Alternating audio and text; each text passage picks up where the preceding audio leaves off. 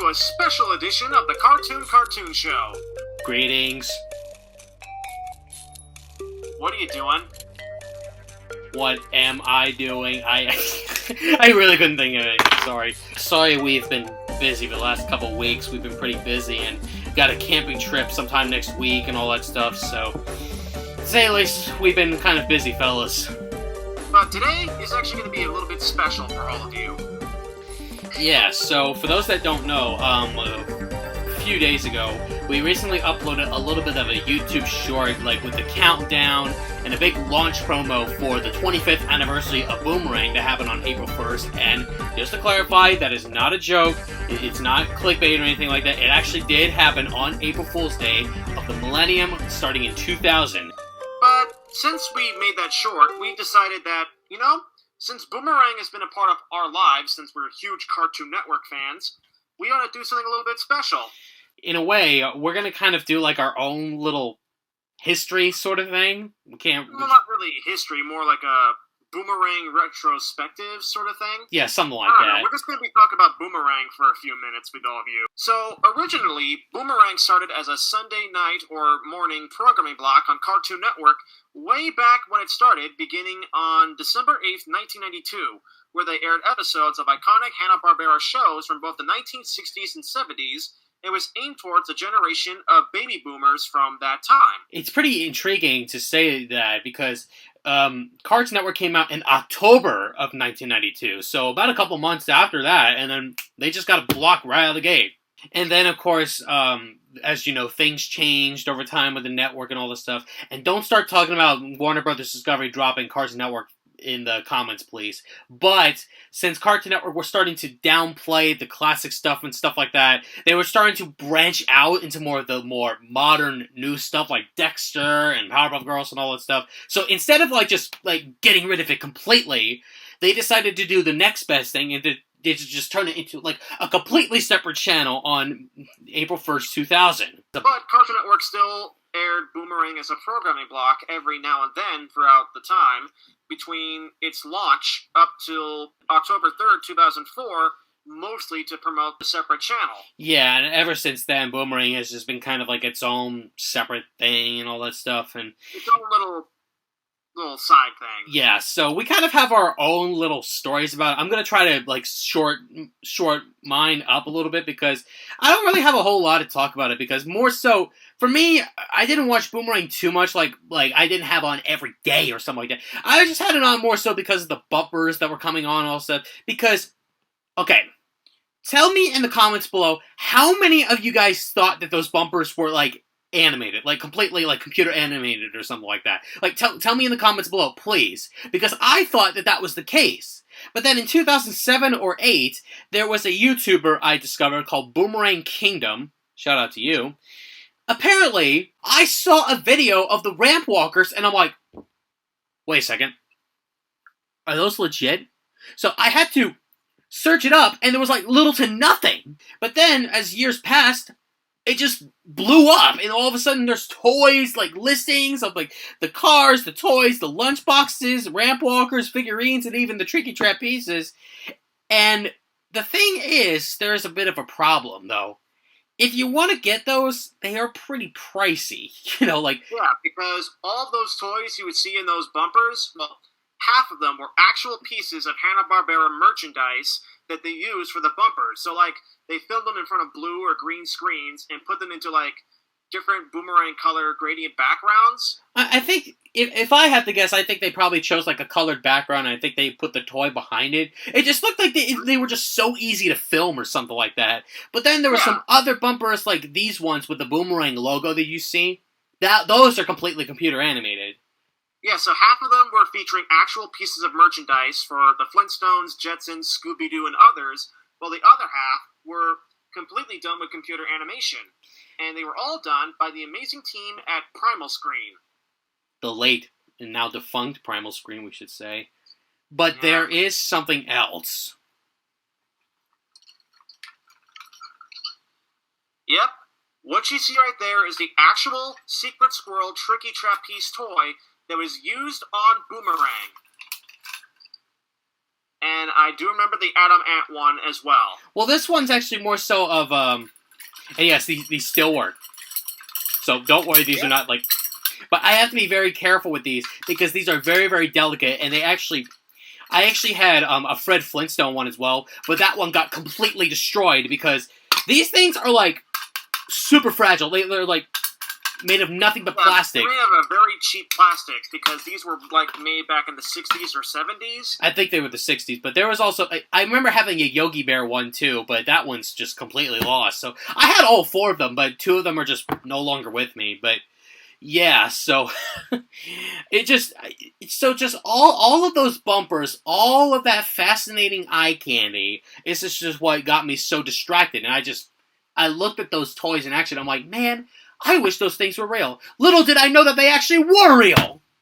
Yeah, now you can pretty much find them on toy collecting websites or maybe on eBay or... Just remember, if you want to buy one of these, they're going to be a little bit pricey. I mean, they were cheap back in the 50s and 60s when they were, like, first made, but with today's money, they would be, like, hundreds of dollars because of how, rare they are and how valuable. In fact, I don't even remember how much this cost me. I actually around $50 to $60 or something. I actually don't remember. But yeah, these are probably, like, maybe 50, hundreds... Possibly, if they're like super duper in good condition, they're probably maybe even thousands of dollars. I have no idea. Yeah, well, we're not really big on the vintage toy collecting minds, but... Pretty much. Yeah, so Jared basically remembers the Boomerang channel for the amazing on-air look. Very fascinating indeed, may I add.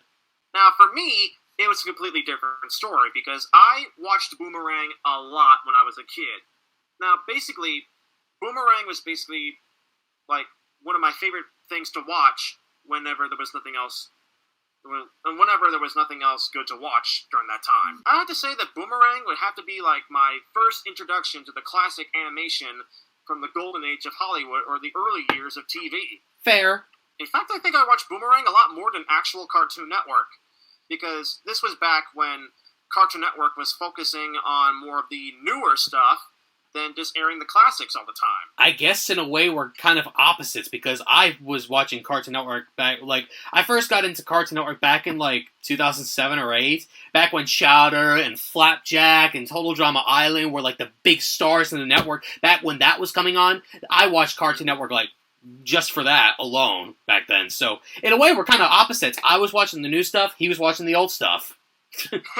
I sometimes watch Cartoon Network whenever they did air any of the classic stuff, because they did occasionally air Looney Tunes and Tom and Jerry and stuff like that. Boomerang is a completely different story, because I watched a lot of reruns of the classic Looney Tunes and the classic Looney Tunes shorts and the Tom and Jerry shorts from all 4 of their directors, including Bill Hanna and Joe Barbera, the controversial Gene Deitch, and the legendary Chuck Jones. And I also watched the classic Pink Panther cartoons, and even some Hanna-Barbera stuff, like the Flintstones, the Jetsons, many of the Scooby-Doo projects, and even the outrageously hysterical works of the director Tex Avery, in a compilation of MGM cartoons, like Droopy Dog, and even up to, like, a few of the Happy Harmony cartoons. Yeah, unpopular opinion for me. Tex Avery's a little bit too extreme for my taste. In fact, once when I saw the cartoons Outfoxed and TV of Tomorrow, I sort of made my own flipbooks of both of these animated shorts. What? Well, yeah, this was back when I was, improving my art. But this was like when I was like 9 or 10 years old. So my artwork back then was a little bit crude. And plus I was like, making these really fast with like piles of paper and black Sharpies and stringing them together with ribbon, like the kind you would use to wrap presents at Christmas time. But these weren't like actual flip books. Like, these were more like storybooks, so to speak. So I just mainly did my own redrawn versions of both these classic MGM cartoons. But I'm not sure if I still have them, because they're probably like, I probably threw them away because I had to get rid of a lot of stuff before I moved to this new place. But yeah, I still remember having both of those sort of flip book sort of things based on those two shorts. I never even knew that in the first place. But unfortunately, back when I was experimenting with my art. Unfortunately, though, if you want to look at Boomerang now, it's... Long story short, the new Boomerang is just a complete train wreck. It's literally like Cartoon Network 2.0, and they're doing absolutely little to nothing that made it so great back then. And even, well, thankfully they are still playing classic shows, but not as frequently as they used to. Like, they're even playing, like, Tasmania and Yo Yogi, and unfortunately Teen Titans Go was a part of this now, too. There was a Boomerang streaming service that lasted for, I want to say, a few years. I can't remember exactly when, though. But recently, I think it was sometime last year, the streaming service obviously merged with Max, because Max is like the big service, even though now, for some reason, they're shifting away from the kids' content. Nobody knows why, but at least in a way, we still have Tubi and MeTV Toons and all this stuff, and in a way, Warner Archive is doing more of the job than them, so... Yeah.